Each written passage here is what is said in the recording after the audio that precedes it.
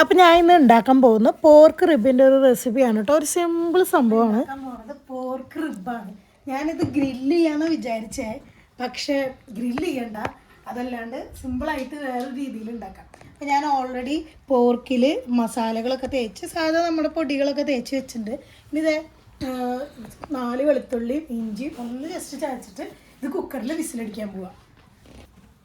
ഇപ്പം ഞാൻ ആദ്യമേ പറഞ്ഞ പോലെ വെളുത്തുള്ളി ഒരു 4 എണ്ണവും ഇഞ്ചിയും അരിഞ്ഞ് കുറച്ച് വെള്ളം ഒഴിച്ചിട്ട് പിന്നെ മാഗിയുടെ സ്റ്റോക്ക് ക്രീമും കൂടി ഇട്ടിട്ട് ഞാൻ വിസിലടിക്കുന്നുണ്ട്. ഒരു 3-4 വിസിലോട് കൂടി ആയിക്കോളും. 3, 4, 5 എണ്ണം അടിച്ചാൽ മതി.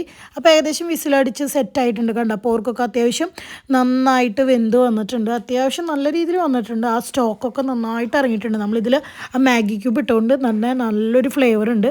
അപ്പോൾ ഞാനൊരു പാൻ ചൂടാവാൻ വെച്ചിട്ടുണ്ട്. ഈ പാനിലോട്ട് ഞാൻ ഇടുന്നത് ബട്ടറാണ്. ഇതെന്ന് പറയും ഗോട്ട് ബട്ടറാണ്. ഇത് ഏത് ബട്ടർ വേണമെങ്കിലും നിങ്ങൾക്ക് ഉപയോഗിക്കാം. ഞാനിപ്പോൾ ജസ്റ്റ് ഈ ബട്ടർ ഉപയോഗിക്കുന്നുള്ളൂ. ഞാനപ്പോൾ ഈ ബട്ടർ ഇട്ടിട്ട് പാനിൽ ഒരു ചെറിയൊരു കഷ്ണം ബട്ടർ ഇട്ട് എല്ലായിടത്തും ഒന്ന് സ്പ്രെഡ് ചെയ്ത് കൊടുക്കുന്നുണ്ട്.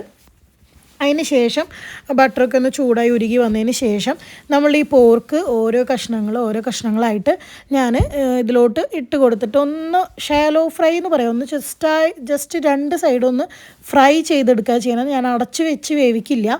ജസ്റ്റ് തുറന്ന് വെച്ചിട്ട് ഒരു 2 സൈഡൊന്നൊരു 2 മിനിറ്റോളം ഒന്ന് ഫ്രൈ ആയിട്ട് എടുക്കുന്നത്. ഞാനൊക്കെ ആ സ്റ്റോക്ക് കാണിച്ചു തരാണ് കേട്ടോ. നല്ല അടിപൊളി സ്റ്റോക്കാണ്. നമ്മൾ ഇതിൽ ഇത്തിരി ചോറിട്ട് കഴിച്ചാണ്, അതും സൂപ്പറാണ്. ഈ ഒരു ബട്ടറാണ് ഞാൻ ഉപയോഗിക്കുന്നത് കേട്ടോ. അപ്പോൾ ഞാൻ നമ്മുടെ 2 സൈഡ് അത്യാവശ്യം നന്നായിട്ട് തന്നെ മൊരിഞ്ഞ് വന്നിട്ടുണ്ട്.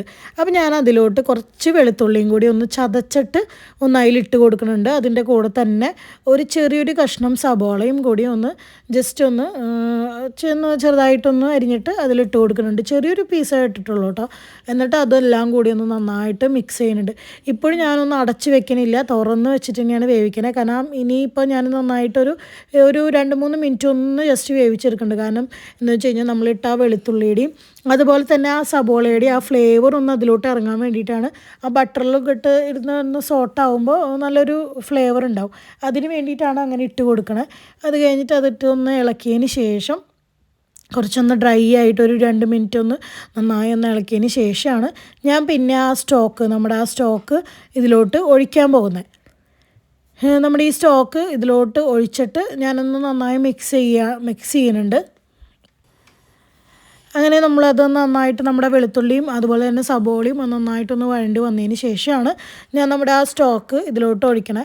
സ്റ്റോക്ക് ഇതുണ്ടാവും, നല്ല കുറുകിയ നല്ല സ്റ്റോക്കാണ്. ഇതിൽ ആ മാഗി ക്യൂബും ഒക്കെ ഇട്ടതിന് ശേഷം ഇതുകൊണ്ട് നല്ല ഇതിൽ വരും. പിന്നെ മാഗി ക്യൂബ് ഇട്ടത് കൊണ്ട് തന്നെ ഞാൻ അധികം ഉപ്പിട്ടിട്ടുണ്ടായിരുന്നില്ല അതിൽ.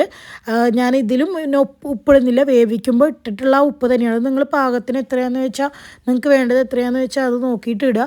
എന്നിട്ട് ഈ സ്റ്റോക്ക് ഒഴിച്ചിട്ട് ഞാൻ ഈ നന്നായിട്ടൊന്ന് മിക്സ് ചെയ്ത് കൊടുക്കുന്നുണ്ട്. ഇനിയാണ് ഞാൻ അടച്ചു വെച്ച് വേവിക്കുന്നത്.